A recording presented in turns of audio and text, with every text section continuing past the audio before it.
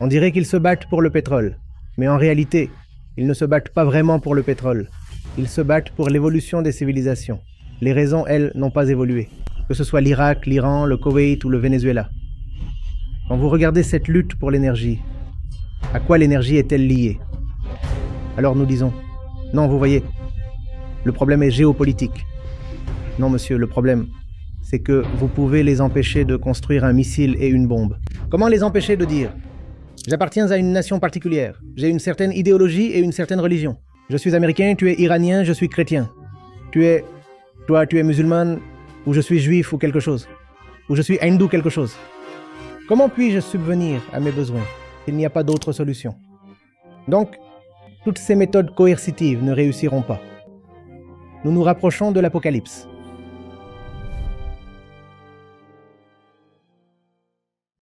Les nations ne se battent pas. Les égos le font. Ce n'est pas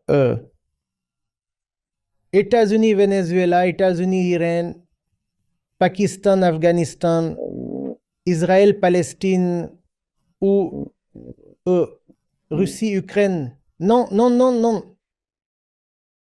Nous regardons les mauvaises étiquettes. Les égos se disputent. Et il y a un danger à penser que la Russie et l'Ukraine se battent. Le véritable belligérant est ainsi absous de sa culpabilité.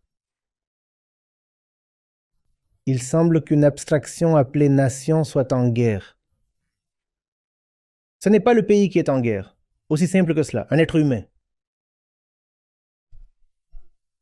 Les humains se battent pour des raisons très primitives. Il n'y a rien de sophistiqué dans tout cela. Les raisons appartiennent à la grotte, à la pierre et à la jungle.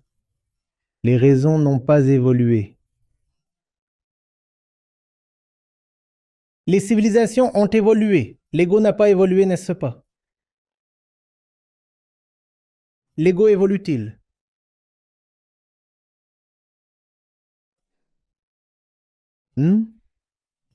La science le fait. Les technologies le font. Les civilisations le font. Les systèmes le font. Mais l'ego n'évolue pas. Du moins pas sur une période aussi limitée que, disons, 2000 ou 5000 ans. C'est une période trop courte pour que même l'évolution biologique de l'ego puisse se produire. Nous nous battons pour les mêmes raisons que l'homme primitif. Vous avez dit ressources? Non, non. Les ressources sont un alibi. Non. Ils ne se battent pas pour des ressources. Ils se battent pour l'identité. Identité. Comment est-ce une lutte pour l'identité? L'ego dit, vous devez comprendre cela. L'ego dit, je suis incomplet. Je suis incomplet. Alors qu'est-ce qu'il me faut pour terminer? Beaucoup d'objets, beaucoup d'énergie, car l'énergie m'aidera à obtenir plus d'objets. Par conséquent, je dois me battre pour le pétrole. Que ce soit l'Irak, l'Iran, le Koweït ou le Venezuela. Quand vous regardez cette lutte pour l'énergie, à quoi l'énergie est-elle liée? À la quête de l'ego pour des objets, parce que l'ego se considère comme fondamentalement incomplet. Le sujet dit « Je suis incomplet. J'ai besoin de toujours plus d'objets pour me remplir. » Il semble qu'ils se battent pour le pétrole, mais en réalité, ils ne se battent pas vraiment pour le pétrole. Ils se battent pour leur identité. Vous comprenez cela? Sinon, en ce qui concerne l'énergie, en fait, les États-Unis sont plus importants que l'Arabie Saoudite. Ils n'ont pas besoin d'attaquer qui que ce soit pour l'énergie.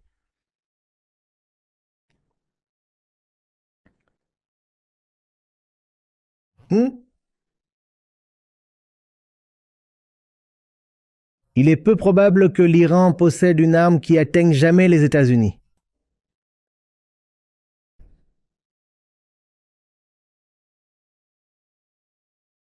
Et probablement qu'une sorte d'accord était en préparation. Où il aurait été dit avec la médiation d'Oman. que l'Iran pourrait peut-être produire du matériel fissile, mais ne pas le stocker. Et s'il ne peut pas le stocker, il ne pourra jamais être militarisé.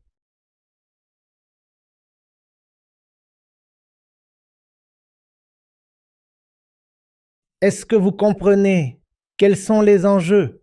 La consommation. J'ai besoin d'autant d'argent que possible pour pouvoir consommer autant d'objets que possible. Laissez-moi avoir toujours plus d'énergie, énergie et énergie. Et l'Iran a de l'énergie. Par conséquent, un gouvernement favorable est nécessaire en Iran pour que même l'énergie iranienne puisse être appropriée.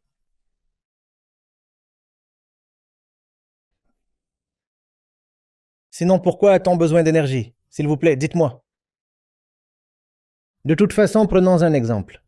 La consommation d'énergie par habitant aux États-Unis est parmi les plus élevées du monde. Pourquoi avez-vous besoin de plus d'énergie? Et même si vous avez besoin de plus d'énergie, vous disposez déjà de réserves énergétiques dans votre propre pays. Mais cela ne suffira pas. Même les réserves énergétiques de la planète entière ne suffiront pas. Car l'incomplétude appelée ego ne peut jamais être véritablement comblée. Vous pourriez y mettre tout l'univers, il resterait toujours creux.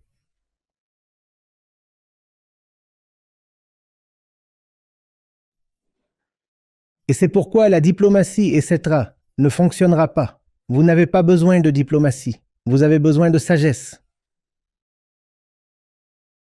C'est pourquoi les accords ne résoudront pas le problème. C'est pourquoi ces ministres des Affaires étrangères, ces bureaucrates, ces médiateurs, ces ambassadeurs et ces ambassades,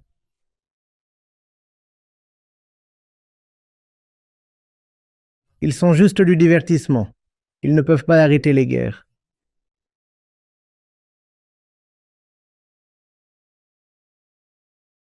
Ce dont vous avez besoin, c'est de la sagesse. Ce dont nous avons besoin, c'est que l'ego se regarde lui-même. Mais nous aimons nous divertir, n'est-ce pas? Alors nous disons, non, vous voyez, le problème est géopolitique. Non, monsieur, le problème est ici à l'intérieur dans le cœur de l'homme. Vous voulez lui donner des étiquettes sophistiquées. Ça n'aide pas. Vous le faites depuis tellement longtemps. Tout ce qui reste est une guerre nucléaire totale. Et après cela, il ne restera plus personne pour se tromper. La proposition de l'ego est de continuer à se tromper soi-même. Jusqu'à ce que vous soyez soufflé dans une catastrophe nucléaire. Cela garantira que vous n'aurez jamais à affronter la vérité. Tant que vous êtes en vie, vous continuez à vous mentir, et vous vous êtes menti à tel point que, finalement, il y a eu une explosion nucléaire, et vous avez été anéanti.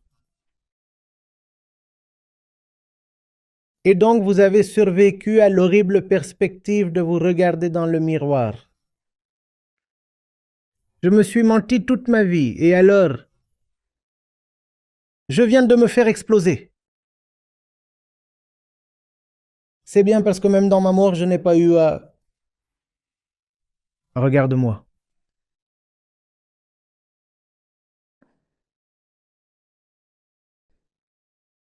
Ces dirigeants mondiaux, vous les glorifiez avec des noms et des titres pompeux. Ce sont des enfants. Ce sont des enfants. Ils ne sont même pas des représentants appropriés. En ce qui concerne le niveau de conscience, la plupart d'entre eux sont en dessous du niveau moyen de leur propre électorat. Je ne crois pas que l'Américain moyen soit aussi bête.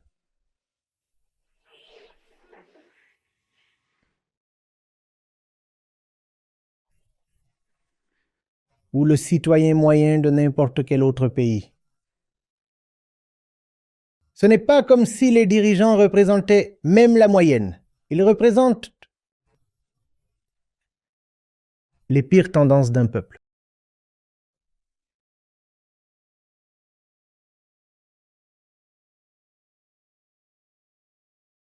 L'ego. L'ego. La faute fondamentale. La faute fondamentale. Le manque fondamental de compréhension de ce qu'est l'être humain.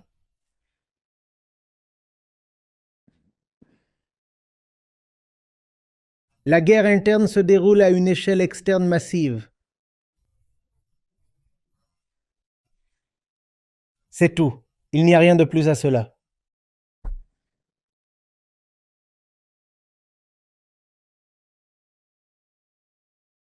J'appartiens à une nation, une idéologie et une religion particulière. Je suis américain. Vous êtes iranien. Je suis chrétien. Vous êtes musulman. Soit je suis juif, soit je suis hindou, quelque chose comme ça. Comment puis-je subvenir à mes besoins s'il n'y a personne d'autre? Donc d'autres sont nécessaires. L'ego ne peut fonctionner qu'en dualité. Supprimez la dualité, et l'ego disparaît. C'est pourquoi des séparations et des limites sont nécessaires. Rien ne peut exister. Pour l'ego, s'il n'y a pas de limite, il n'y a pas de dualité. Une limite signifie la dualité, quelque chose d'un côté et son contraire de l'autre. Et les deux côtés se célèbrent alors. Les égos des deux côtés se réjouissent de la séparation, tandis que la séparation elle-même est contre nature.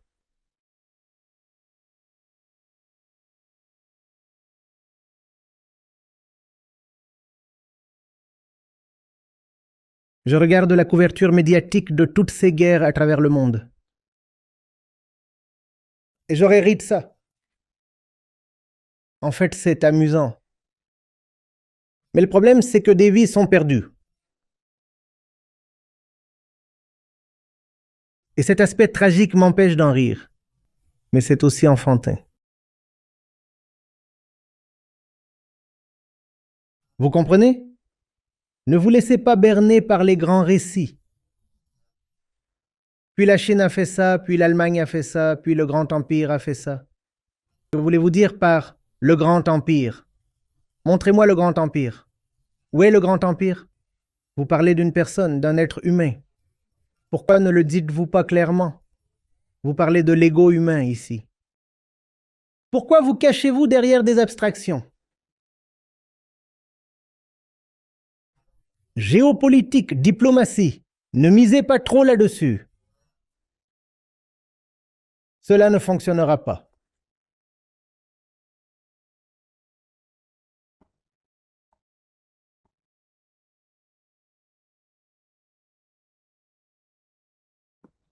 Vous dites que vous voulez désarmer.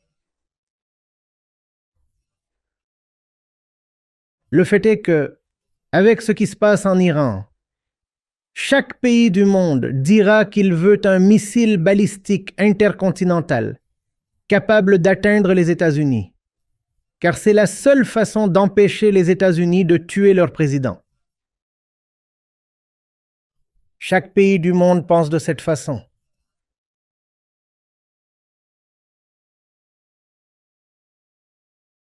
Parce que ce qui est affiché, c'est la loi du plus fort.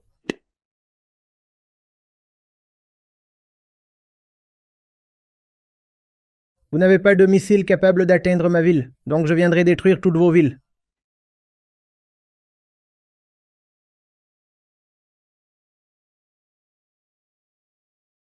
Votre culpabilité est que vous n'avez pas de missile balistique intercontinental à tête nucléaire. C'est votre offense. Vous pouvez donc imaginer que c'est la réflexion en cours dans les groupes de réflexion stratégique de la plupart des capitales du monde aujourd'hui. Comment se procurer aussi un missile balistique intercontinental à tête nucléaire? Parce que sinon nous sommes également en danger. Voilà comment l'ego de l'autre côté penserait maintenant.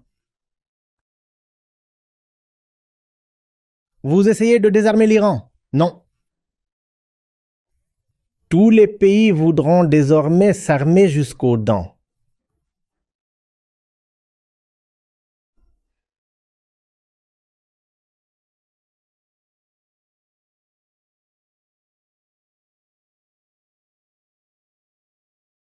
Le véritable désarmement est désarmer l'ego, désamorcer l'ego, désintoxiquer l'ego. À part cela, il n'existe rien qui puisse être appelé désarmement.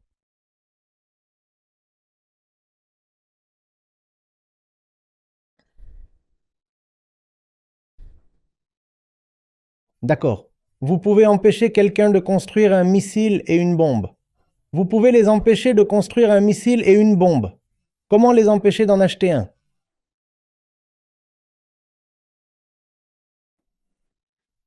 Comment les empêcher d'en embaucher un, disons? Le Pakistan appelait autrefois sa bombe nucléaire la bombe islamique. À un moment donné, l'intention était, vous savez, nous n'avons pas d'argent, nous échouons, mais ensuite, il y a quelque chose que nous avons et qu'aucun autre pays islamique n'a. Qu'est-ce que c'est? La bombe nucléaire. Alors, vous me donnez de l'argent. Je vous donne la sécurité. Et c'est pour cette raison qu'on l'a appelée la bombe islamique. Vous avez de l'argent. Le monde islamique a des pétrodollars, de l'énergie, de l'argent, des opportunités d'emploi. Donnez-moi tout ça. Et en retour, je vous mettrai sous le parapluie nucléaire. Ça ne s'est pas vraiment matérialisé, ce n'est pas grave. Mais c'était l'idée à un moment donné, dans les années 90 et au début de ce siècle. Le parapluie nucléaire pakistanais pour l'ensemble du monde islamique. Ainsi, vous pouvez empêcher un pays de fabriquer une bombe. Vous ne pouvez pas empêcher un pays de le commercialiser, de le louer ou quelque chose comme ça. L'ego essaiera de trouver un moyen de contourner l'obstacle, n'est-ce pas?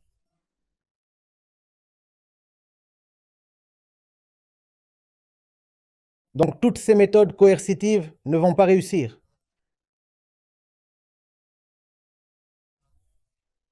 Nous nous rapprochons de l'apocalypse.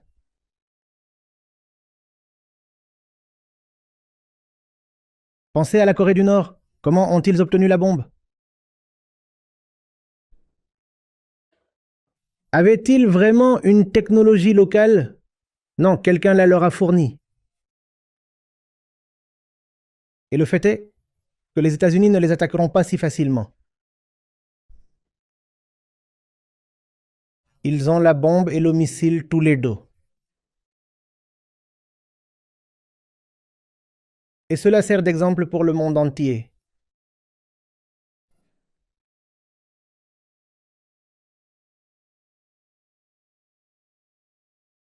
L'ego fonctionne dans une logique de pouvoir.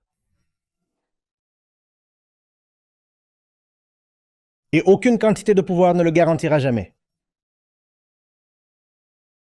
Ainsi, ce sera une quête aveugle de suprématie par la puissance, conduisant à un conflit inévitable. La seule issue est de défier l'ego lui-même. Mais cela semblerait absurde, utopique, irréalisable pour la plupart des gens. Peut-être que c'est utopique ou impraticable. Une apocalypse nucléaire est très pratique. Vous êtes prêt à embrasser cette dystopie?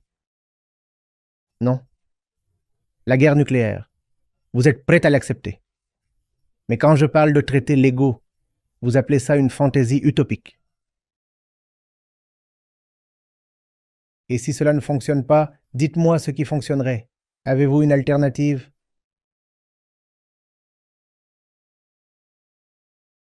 La réponse est si simple. Le monde a besoin d'éducation.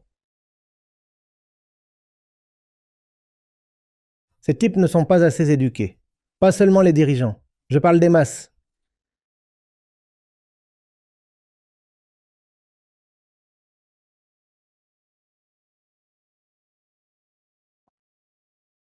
Éducation intérieure, éducation de soi-même. Il suffit de télécharger l'application Acharya Prachant. Ensuite, vous allez dans la section Communauté, où vous trouverez des témoignages en direct qui arrivent au rythme d'un toutes les 5 minutes. Je vois des vies changées par milliers, voire par millions. chaque jour sous mes propres yeux. Nous le faisons. Nous l'avons vraiment fait. Rejoignez la communauté de plus de 200 000 participants sur l'application Acharya Prashant. Votre premier mois est entièrement gratuit. Vous aurez un accès complet à la mission Gita. Sur l'application, vous aurez accès à des sessions en direct régulières, à des conversations exclusives quotidiennes avec Acharya Prashant, à la communauté dynamique de la Gita, à des examens de sagesse, à une sélection d'actualités, à des livres audio, à des citations et bien plus encore. Recherchez Acharya Prashant sur le Google Play Store ou l'Apple App Store et téléchargez l'application dès maintenant.